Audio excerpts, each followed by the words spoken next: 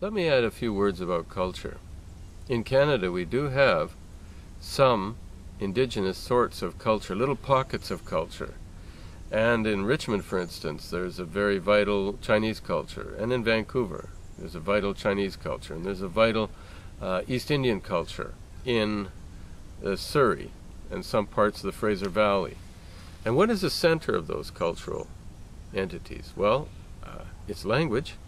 And there are some areas where the language is Hindi or Punjabi, and there are some areas where the language is Cantonese, and you really can't function completely except in those languages. Language is probably the core value of culture. It is certainly the medium of culture because speech communicates culture.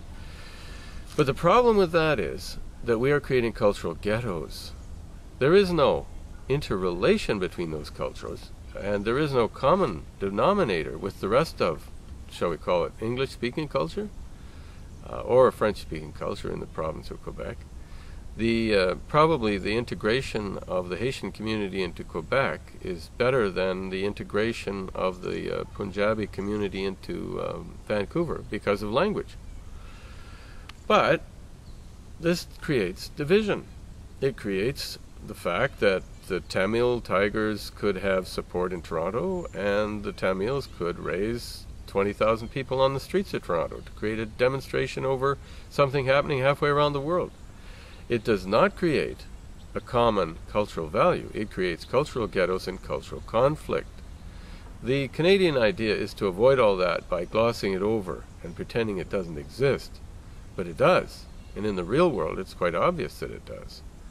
And so, in effect, the Canadian immigration policy, which has deliberately targeted countries with diverse cultures in the hope or the ideal that it would create sort of a tolerant, harmonious society, and that's the illusion that's presented to the world, it's a false face. And it's creating more and more problems all the time. There are cultural gangs, and no one speaks of this in Vancouver, but many of the gangs are culture-based. And many of them are, we don't want to use any terms that will get us in trouble with the Canadian Human Rights Commission, but many of the gangs are based on cultural affinity, shall we say?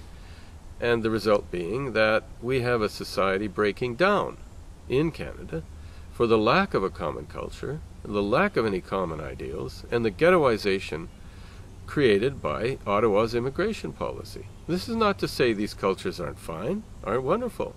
They may even be superior to what was here before. The traditional culture of Canada, perhaps, needed to be improved, but we could have done it ourselves without introducing cultural conflict from areas where the cultures are inherently different. For example, where polygamy is a common practice and where honor killing might be honorable.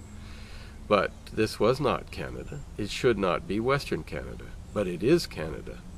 It is Canada today, and it will remain Canada as long as we stop realizing that there has to be a common culture, and only those with an inherent and long-standing affiliation with the traditional culture can support it, because every other cultural group will undermine it. Not because they hate us, not because they think they're being imperialists, but simply because they want to remain true to their own culture, and they do.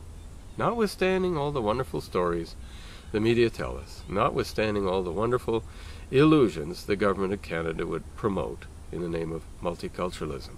So once again, I have to say that if we want to have a harmonious, peaceful society with a real understanding of what it is to be a citizen, with a common value system that will relate us one to another, we have to free the West. To avoid Canadian immigration, free the West.